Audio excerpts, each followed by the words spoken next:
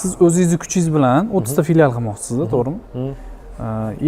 Kattaroq urovga chiqish uchun sherik yoki investor kerak yoki litso kerak qanaqadir katta. Nimaga siz shunga harakat qilmayapsiz? Masalan, ishonch kattaroq orqada yaxshi baquvvat investorlari bor, tanishlari bor degan narsa borda, lekin ishonchni ochganlar katta ehtimol bilan o'zi sizga o'xshagan, bizga o'xshagan biznesmen. Lekin networking qilgan, borib tanishuv qilgan yoki eskidan tanigan insonlar bilan hamkorlik qilgan, shunaqa narsalar qilib tezroq kuchaytirsa bo'lmaydi. 2030 gacha necha yil bor, hali 5 yil. Balkim 5 yil vaqt bor. Endi to'g'risini aytishga bunga mukammal ilm kerak.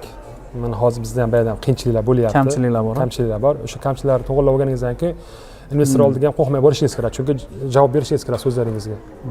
Aynan nima, mana aniq chotki qayerda kamchilik bor, o'shani to'g'rilang, tezroq investorga boring bo'lmasa.